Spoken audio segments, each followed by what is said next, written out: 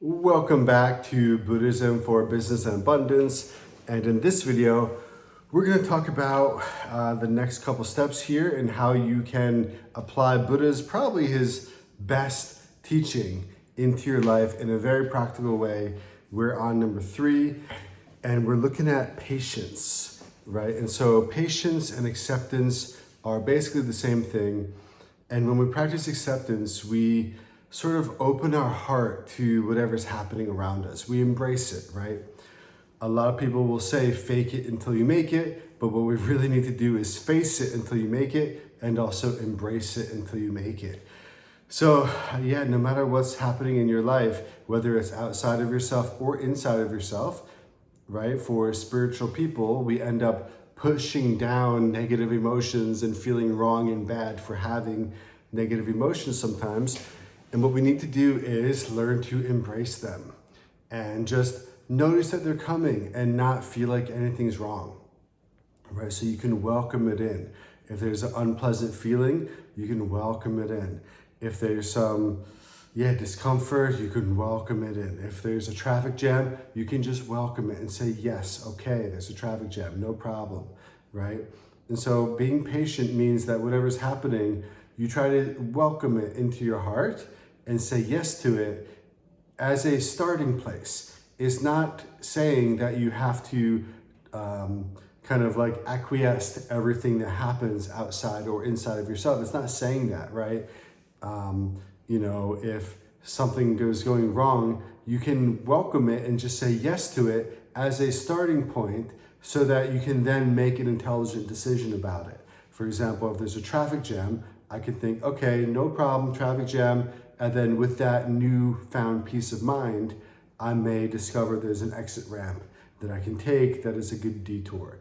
Or if something's happening within you, right? Rather than pushing it away, you can just say, welcome, interesting feeling that's coming up. I'm going to sit with it, I'm going to be with it. And, maybe it's a negative emotion, right? Maybe anger, right? And hatred and rage is rising up within you, right? In the political world these days, a lot of us feel anger and rage towards big injustices in the world or towards other groups of people, maybe, for example, that are on opposite political sides, or maybe you feel it towards politicians, or maybe you feel it towards big companies or leaders of countries or whatever. And so whatever it is, anger and hatred is not something that you want to feed. But if it's coming up, you don't want to deny that it's happening. And so you can just notice it. Okay, I accept that this is what's arising in my mind right now. I accept that this is unfolding and it's coming and it's here. I accept. And then you don't just like jump on and feed it. You don't feed it and jump on board that crazy train, right? A negative emotion is like a crazy train. Positive emotions are trains too, right? You may have a train of like love and compassion and peace, right? Maybe gratitude. These trains within you, trains of thought, they may have less energy and momentum than some of the negative ones, right? Sometimes the negative emotions have more momentum behind them, or they're just more captivating. When they come, it feels like we have to get on board and we have to go where it's going. And that's just because it's a habit and it's familiarity built in previous lives. It's not because negative emotions are more compelling or more strong or sinister. It's simply that we are in the habit of going with them more and following them and going on that train with them, right? And we just feel more compelled. It's a habit. And so, there's no need to do that. It's not helpful for anybody. Your negative emotions, we can say it's kind of like a gremlin after midnight. Like there's nothing wrong with a gremlin after midnight. Just seeing it, observing it, cuddling it, whatever. It can be there, no problem. You just don't want to feed it, right? Remember the movie Gremlins? If you feed them after midnight, they grow into these horrible monsters. It's like that. Whatever negative emotions are coming into you. And by the way, negative isn't a moral judgment from the outside, from a book. Negative is just understanding cause and effect and where it's taking you. right? And so we can say anger and hatred is negative because it leads to an experience of suffering. And we can say love, compassion, joy, gratitude are positive because when you follow them and feed them, they lead to experiences of happiness, right? Not just for yourself, but for others. Same with anger, hatred. It leads to more suffering, not just for yourself, but for others. And so if we use happiness and suffering as the ultimate measuring stick, anything that leads to suffering is considered negative. And not just with a temporary short-term lens, but with a karmic lens, with a big picture lens. If you can actually see the relationship between cause and effect, then you can see that certain actions lead to suffering for yourself and others, right? Like, for example, stealing, like we talked about in the last video, stealing, harming others, whatever. When you do it, it creates the cause for you to experience suffering in the future, but also it harms other people right away, right? Same with anger and hatred. It harms other people explicitly, but it plants the seeds for you to experience similar harm and actually much, much worse in the future. And so we can call that negative because it creates suffering, right? In the same way, joy and love and peace, these create positive, these create happiness. They create happiness now for yourself and others. They create happiness in the future for yourself and others, because the happier you are, the more you can give to others, the more you can share happiness with others, right? And so we call it positive. It's not because there's some, old man in the clouds who judges these things. There's no external judger, right? There's no external observer even, right? Not that no one is observing us, but it's not that someone's judging us like that.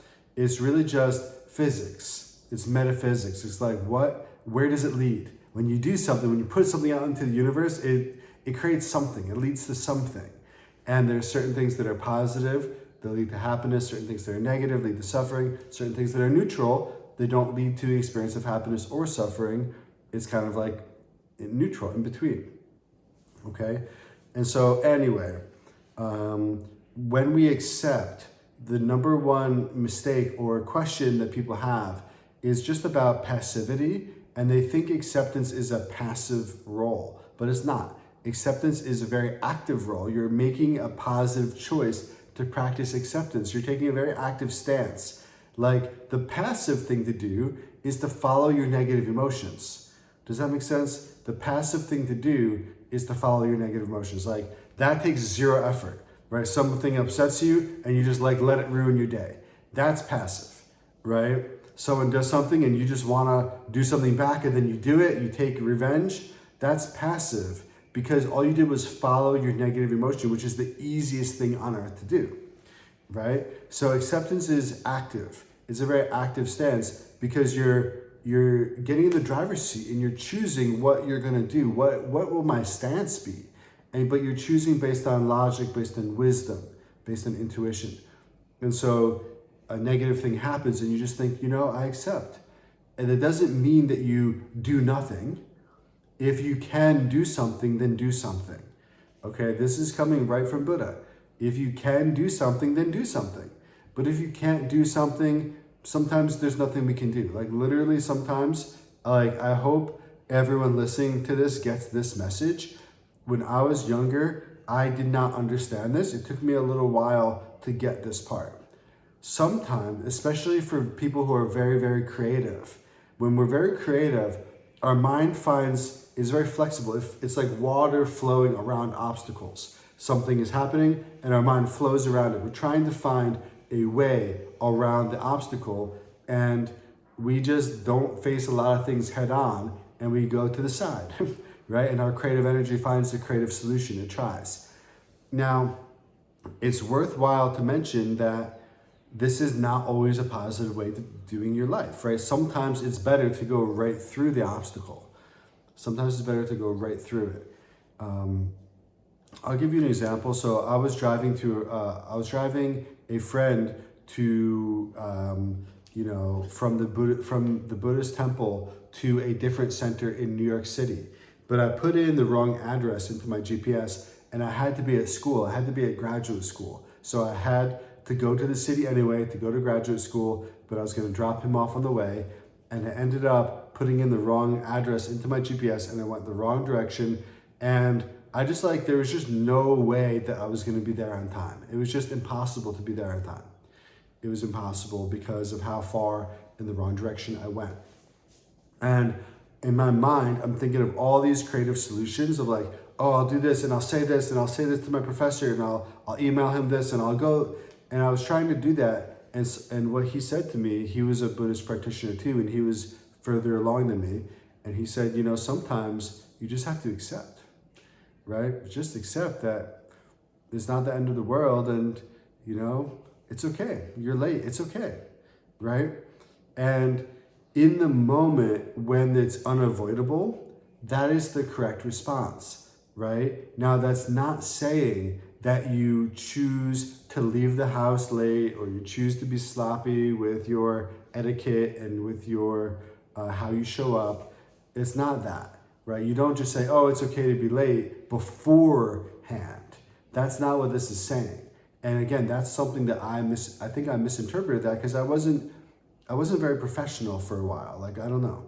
But I think now as I'm learning business and I'm learning the etiquette and respect for others, not that I didn't have it, but in a professional setting, I'm developing that more.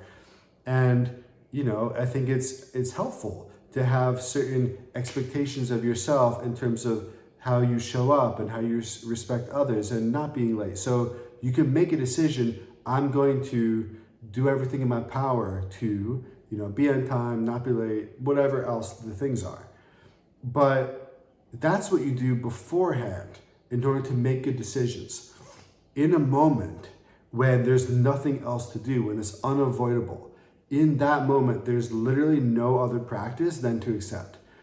It's the starting place. It doesn't mean that you can't go from acceptance into other actions and other practices such as love and gratitude, and there's other things that you can do. Acceptance doesn't mean it is the only practice. It just means it's the starting place when things are going wrong or if there's a negative feeling coming up in you, right?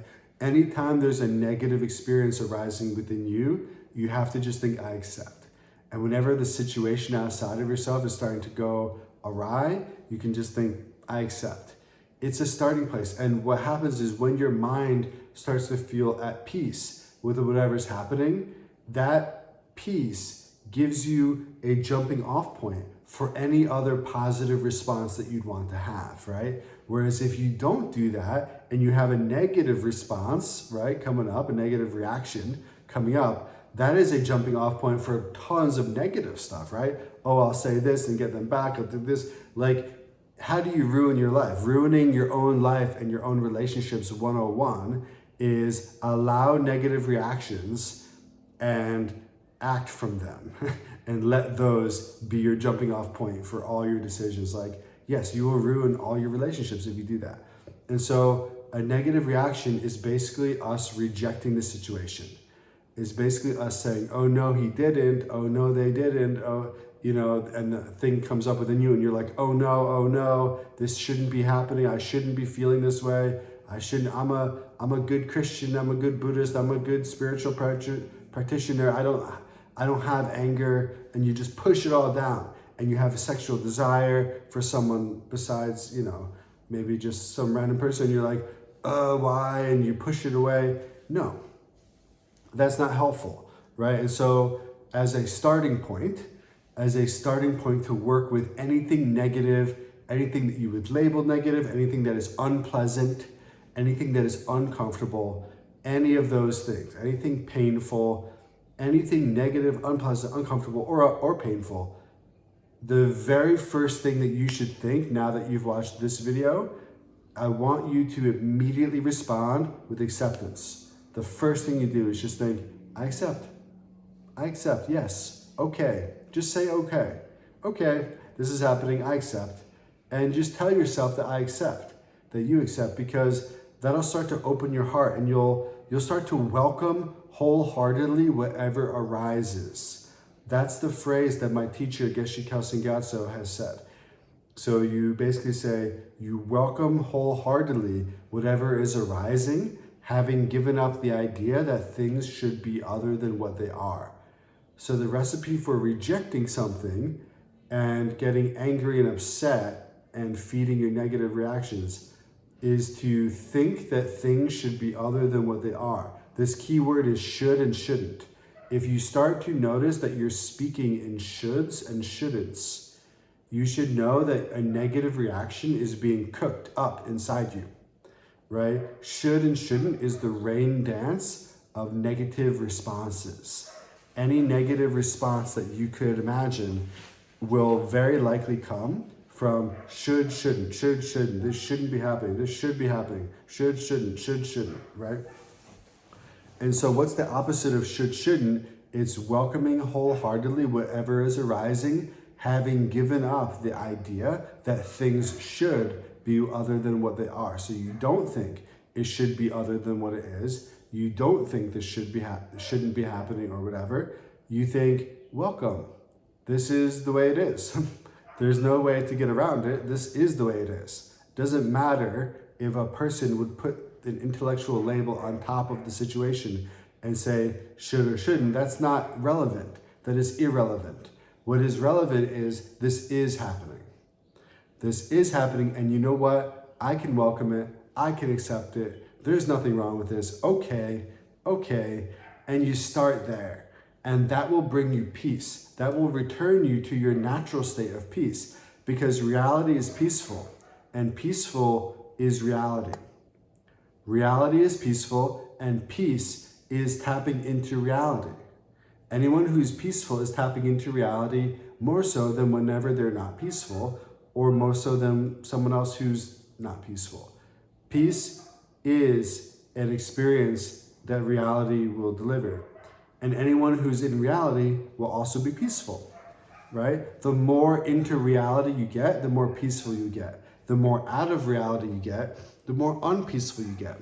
That is true. You can please try to fact check me on that. Just check within yourself. Like if that phrase like stuck out to you, like write it down and work with it and question it. Question it 1,000,000 times. Question it until you have looked at all the angles, because you'll discover the truth that basically the more peaceful you are, the more in reality you are, and the more in reality you are, the more peaceful you are, and the more unpeaceful you are, the more out of reality you are, and the more out of reality you are, the more unpeaceful you are.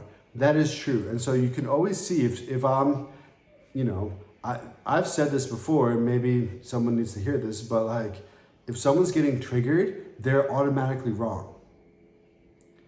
Now, a lot of times we don't even notice that we're getting triggered. But if we're getting triggered, it actually is another example of being out of reality, right? If we get triggered, we're basically thinking this should or shouldn't be happening, right? And we are unpeaceful when we get triggered, right? It takes us out of our heart. We're unpeaceful, but we think we're right. And so we need to remember that we're wrong.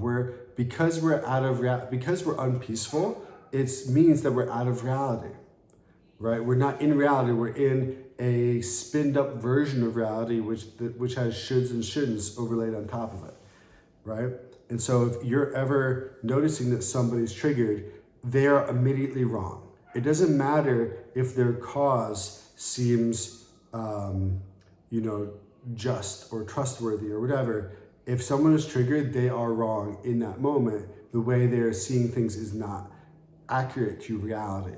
And a peaceful person has whatever views they have in that moment of peace is more in line with reality. It doesn't mean it's perfectly in reality, or else they'd be liberated and enlightened, right? But it's just like degrees of peace, right? This is a good way to understand the world, actually. So anyway, patience will return you to a state of peace, because it basically allows you to accept reality as it is. Whatever is happening in the moment, you're able to go, okay, I accept this is what it is, and therefore you're in reality, and you feel a base level of peace. It doesn't mean you feel the most peace ever, like a Buddhist meditator in a Zen moment. It doesn't mean that necessarily. It just means that you experience a degree of peace, a type of peace, some level of peace, and that becomes a jumping off point for any positive response. And how many times have we said a negative response that we end up regretting later because we were triggered and we didn't realize we were triggered, we thought we were right. Hopefully this video will click in for you and you'll remember not to respond from a negative emotion. Just like start doubting yourself. Like if you are in a triggered state, you need to doubt that you're right in that moment. Just introduce a little bit of doubt. You don't have to say to yourself, oh, I'm wrong.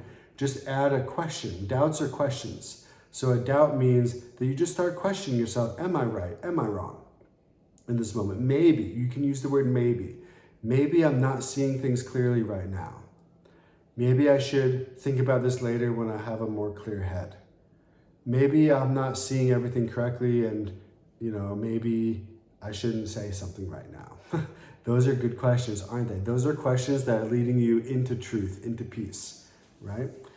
And so, I didn't expect to talk about being triggered, but it's in today's world, it's actually a very common response that people have, and patience overcomes it, right? Because patience returns you to reality by accepting the situation for what it is without wishing it to be different, okay? And so another way, just while we're on patience, another way to practice patience for me is when I'm working on a task. So whenever you're working on a task in your business, sometimes we have our computer open, for example, we run into a tech obstacle, or we just don't know how to do something. And so it's almost like finding a boulder in the middle of your path, right? Your path is like your to-do list, or it's like whatever actions that you're going to be taking. Maybe you're setting up a funnel or a website or an email list, let's just say, right? So you're setting up something for your business that involves your computer and some technology, and that's your path. If you follow through with it, you'd have it done, right? And if you kept going, you'd have more things done and whatever.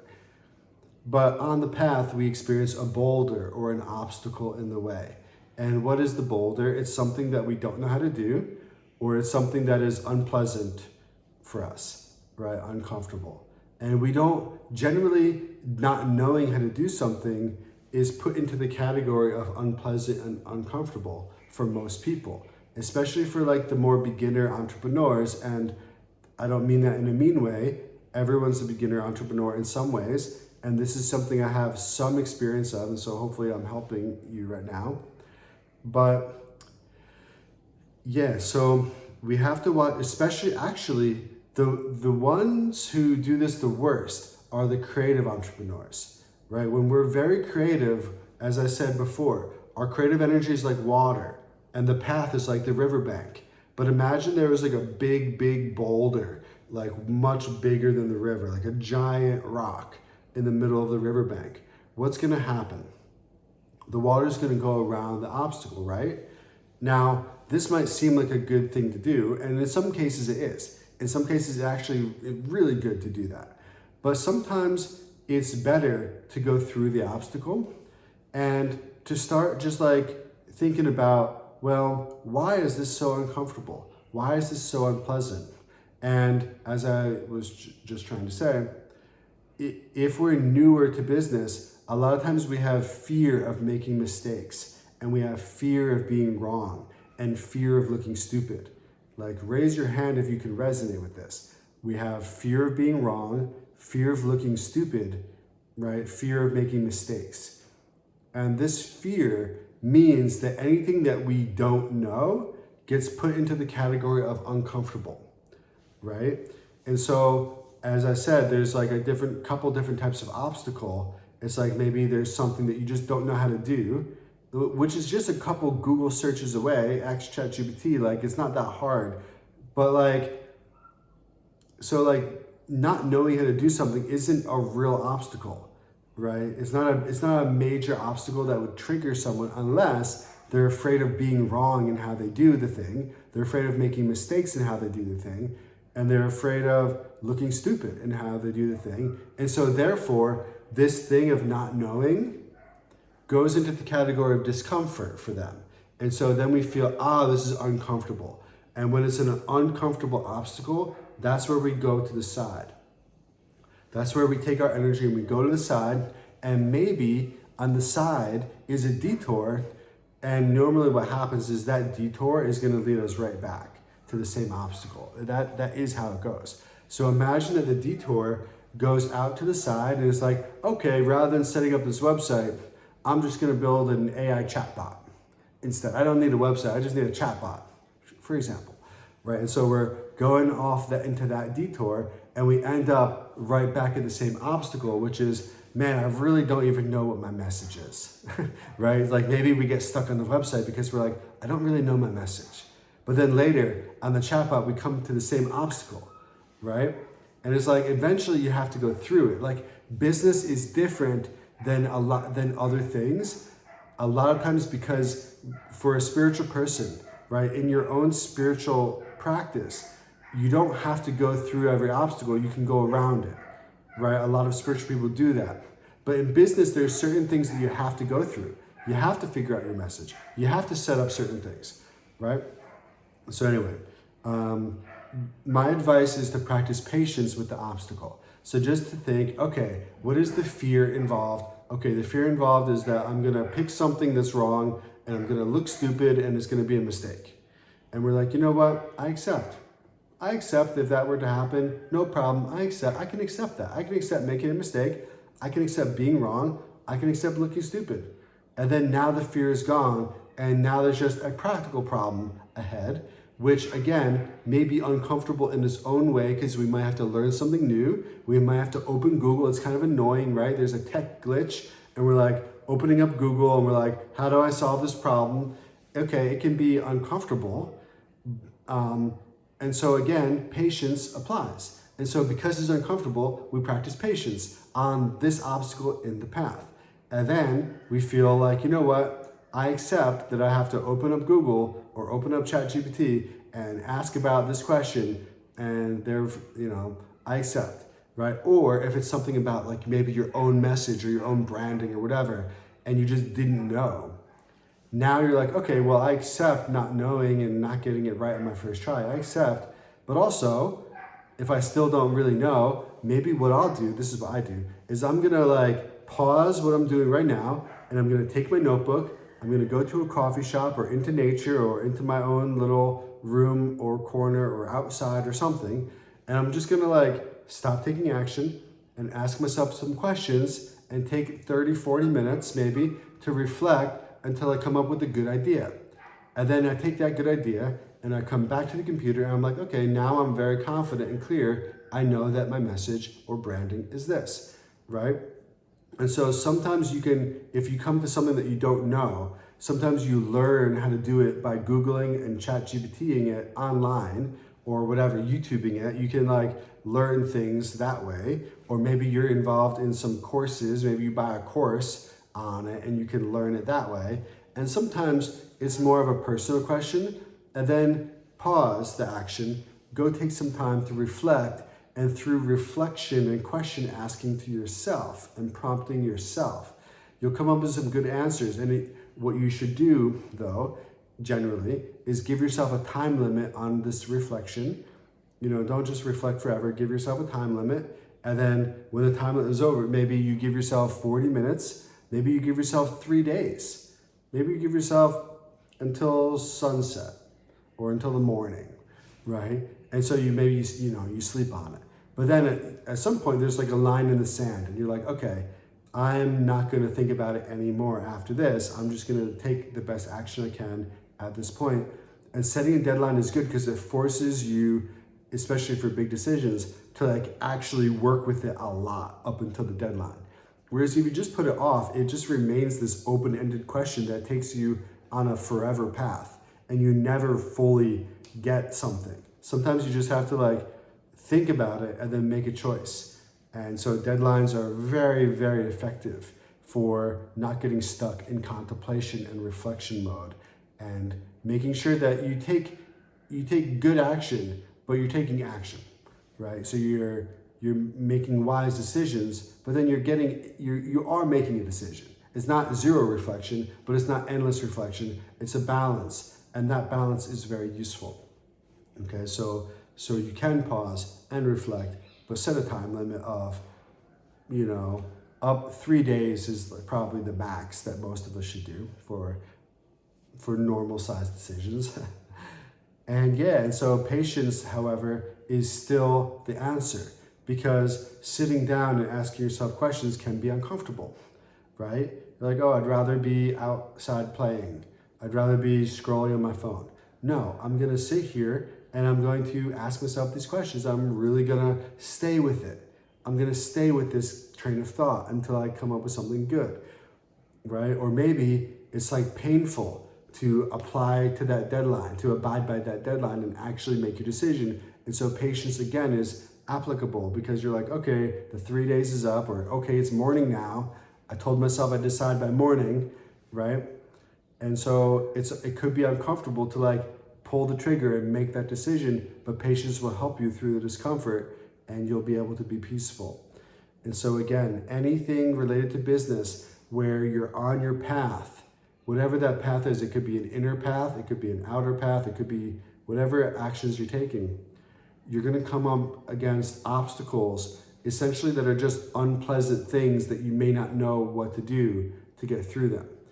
And it's important to apply patience and not just creatively go around it, right? Sometimes this happens with, this is very related to fear, by the way. Maybe you're like, I want to do a coaching business. And then you come against the obstacle of, oh my God, that means I have to claim that I'm like qualified and I have to like own my power. And that feels scary. That's the obstacle, is it feels scary to like own my power and be the face of this thing. And so you're like, you know what, maybe I'll try this AI avatar, faceless business where I don't need to show my face. And you end up realizing, oh, the only real way to make money with this is to sell it to other people. And therefore I need to own my power and sell something as me. And then you're like, oh, this is just an example. I don't know if that's true. But what ends up happening is we always come back, not always, but very often for important things anyway, we come back to the same obstacle. And so when you come to an obstacle in business, the best thing to do usually, you can ask yourself, is this something I should go around or something I should go through? And a lot of times, if you're following the right path, the answer is to go through it. And so then you just practice patience and acceptance. I accept whatever this is. I accept. I accept the fear-based possibilities of like what I don't want to have happen. I accept those. I might look stupid. I might make mistakes. Whatever. I accept.